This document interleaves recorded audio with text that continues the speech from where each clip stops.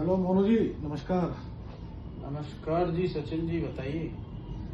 काफी दिनों से मेरे मन में एक विचार चल रहा था जिस पर मैं आपकी थोड़ी सी टिप्पणी या राय जानना चाहता हूँ। हाँ जी, जानिए। जैसा महाभारत में लिखा गया है, पढ़ा गया है और हमने सुना भी है कि अर्जुन जो थे बहुत अच्छे धनुर्धर थे। हाँ, सर्वश्रेष्ठ कहलाए। सर्वश्रेष्ठ कहते थे उनको।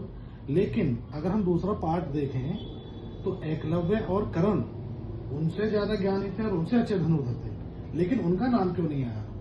अर्जुन को ही क्यों श्रेष्ठ कहा गया? इस पर आपकी क्या राय है? बहुत ही अच्छा क्वेश्चन किया मिस्टर सचिन आपने। इसके बारे में मैंने जो आज तक एनालाइज किया है, जो देखा सुना, किताबों में पढ़ा, लोगों ने बताया, उसके हिसाब से मैं आपको सेल्फ एनालिसिस से ये बताऊंगा कि अर्जुन को सर्वश्रेष्ठ धनुर्धर किस लिए कहा गया है। उसका रीजन एक है, बहुत ही बड़ा रीजन है वो। उस रीजन ने पूरे विश्व के कल्चर को बनाया है। कैसे? जिस वजह से अर्जुन को श्रेष्ठ धनुर्धर कहा गया। कैसे? महाभारत का युद्ध के दौरान जब दोनों सेनाएं आमने सामने खड़ी थी, पांडव और कौरव सामने आमने आ गए। हाँ। और दुनिया भर के धनुषधारी और दुनिया भर के श्रेष्ठ लोग, दुनिया भर के राजा आपस में लड़ने के लिए तैयार हो गए और सबने डिसाइड कर लिया कि सामने वाले को मारना है मुझे, वो मेरा दुश्मन है। युद्ध हो गया, बिल्कुल युद्ध के करेक्ट समय पर, बिल्कुल कि अब तीर चलाने बाकी है और एक दूसरे को मारना बाकी है। उस समय उसी बिल्कुल पीक टाइम पर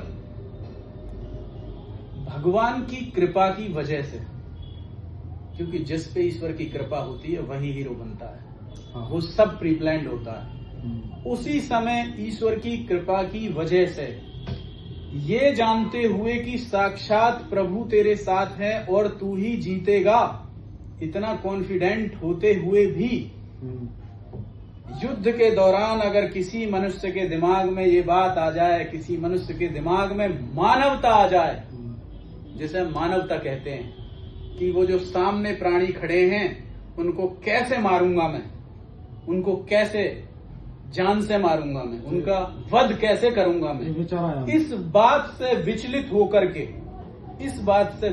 होकर के कोई प्राणी अगर अपने मन में ये सोचता है और भगवान से कहता है कि हे प्रभु, ये तो मेरे अपने ही हैं, इनको मैं कैसे मारूं, जबकि उसे पता है कि मैं जीत जाऊंगा और मार डालूंगा सबको, क्योंकि साक्षात भगवान तेरे साथ हैं, विजयश्री तुझे मिलेगी 100%। उसके बाद भी अगर उस आदमी के दिमाग में ये बात आ गई तो इसका मतलब यह है कि उस समय पर भी वह इंसान उन सभी में सर्वश्रेष्ठ था, क्योंकि युद्ध के दौरान अगर आपके मन में दयालुता आ जाती है तो यही भाव होता है कि मानव कितना श्रेष्ठ है, उसकी श्रेष्ठता कितनी ज्यादा है।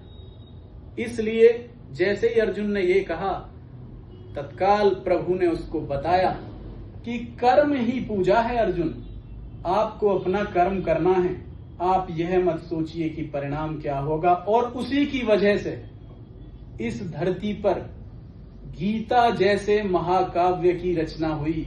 गीता का उपदेश जिससे संसार चल सकता है, भगवान ने दिया। इसीलिए उस आदमी को सर्वश्रेष्ठ कहा गया मेरे हिसाब से, क्योंकि एक बात जो मैं मानता हूं, जो काइंडनेस होती है, दयालुता होती है, वही आपके महान बनने का सर्वश्रेष्ठ कारण है, वही आपके महान बनने का ओरिजिन है, गीता के हिसाब से और आपके इतिहास के हिसाब से। आप भी इस तरह की बातों पर विचार करके एनालाइज कर सकते हैं। जितना मैंने जाना वह मैंने बताया। धन्यवाद, थैंक यू सो मच।